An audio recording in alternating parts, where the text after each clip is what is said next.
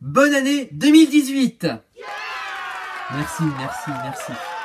C'est donc le début d'une nouvelle année avec son cortège d'événements politiques, sportifs, culturels et j'en passe. Pour vous, et rien que pour vous, je vais tenter sur 2 vidéos d'évoquer les grands événements politiques, sportifs, culturels à venir en 2018 en France et dans le monde. Et sans plus attendre, commençons par la première partie consacrée à la politique.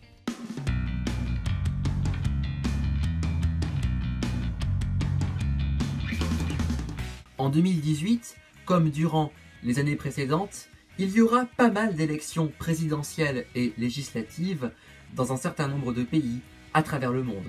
Le 28 janvier auront lieu les élections présidentielles en Finlande.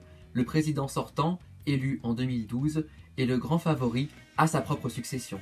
Le 4 mars auront lieu les élections générales en Italie, au cours desquelles les électeurs éliront leurs députés et leurs sénateurs.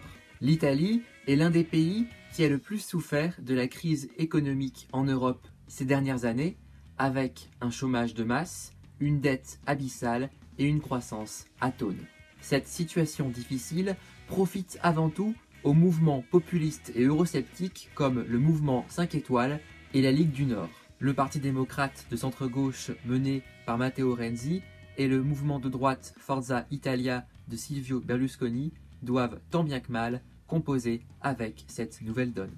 Le 18 mars auront lieu les élections présidentielles en Russie. Les favoris pour cette élection sont Vladimir Poutine et c'est tout. Poutine a été nommé Premier ministre en 1999, a exercé 2 mandats consécutifs de président de la Fédération de Russie de 2000 à 2008, est devenu à nouveau Premier ministre sous la mandature de Dmitri Medvedev de 2008 à 2012, puis a de nouveau été élu président en 2012 pour un mandat de 6 ans cette fois-ci.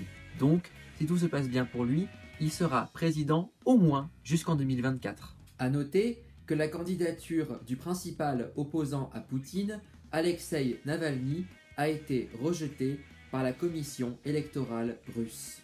Le 1er juillet, ce sera au tour des Mexicains de se rendre aux urnes pour élire leur nouveau président, mais aussi les membres du Sénat et de la Chambre des députés. 2 éléments vont déterminer cette élection. Tout d'abord, la violence et la corruption liées au trafic de drogue qui gangrènent la société mexicaine. Ensuite, les relations plus que compliquées avec les États-Unis de Donald Trump, en raison principalement du mur que le président américain souhaite construire à la frontière entre les 2 pays, aux frais du Mexique quand même.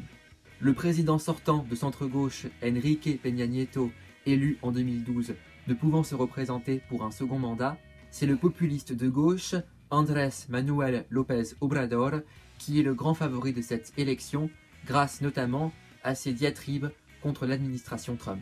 Le 9 septembre auront lieu d'autres élections législatives particulièrement importantes pour l'Union européenne, cette fois-ci en Suède. En effet, face aux sociodémocrates au pouvoir depuis 2014 et aux conservateurs, le parti d'extrême droite, démocrate de Suède, est en pleine ascension au sein de l'opinion publique.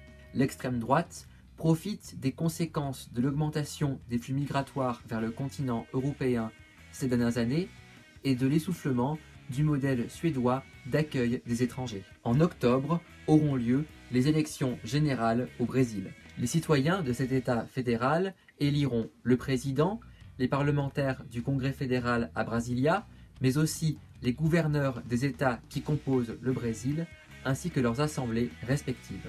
Depuis 2015, le Brésil connaît une crise économique, sociale et politique sans précédent, caractérisée par une récession historique, un énorme scandale de corruption qui implique la quasi-totalité de la classe politique brésilienne et, in fine, le rejet de cette dernière par les citoyens. L'actuel chef de l'État brésilien, Michel Temer, devenu président suite à la destitution de la présidente Dilma Rousseff en 2016, ne se représentera probablement pas à la prochaine élection car sa cote de popularité est proche du néant.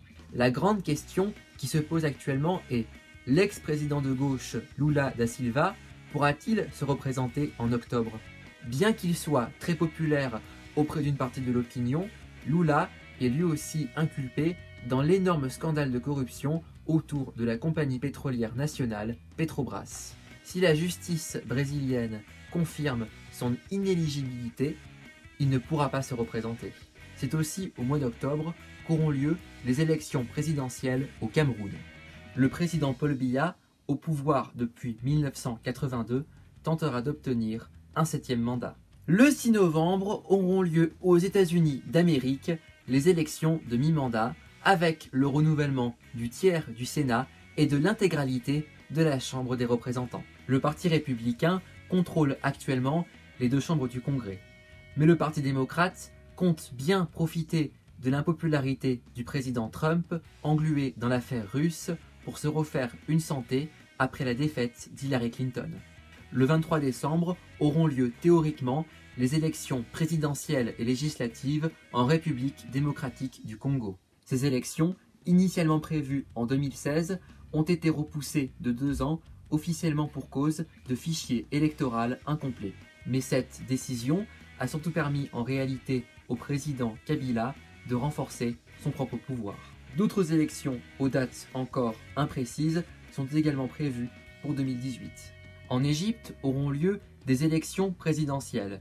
Prévues pour le printemps prochain, elles devraient permettre au président Abdel Fattah al-Sisi, arrivé au pouvoir par un coup d'État en 2013, de consolider son pouvoir pour 4 années supplémentaires. Avant le 9 juillet, le Sud-Soudan doit organiser à son tour des élections présidentielles et législatives.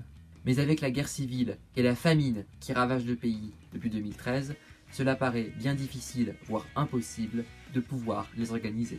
Enfin, durant le second semestre 2018, doivent avoir lieu des élections présidentielles et législatives au Mali. Pour rappel, le Mali, en proie à la violence perpétrée par les groupes armés et autres organisations terroristes islamistes, est dirigé par Ibrahim Boubacar Keïta, surnommé Ibeka, depuis son élection en 2013. Voilà, c'est la fin de cette première partie consacrée aux événements politiques à venir en 2018 dans le monde. Pour la seconde partie, nous parlerons de choses plus légères puisque nous évoquerons le sport, la science, le cinéma et autres anecdotes pour cette année 2018. Je vous retrouve très vite pour une nouvelle vidéo. Salut, à bientôt!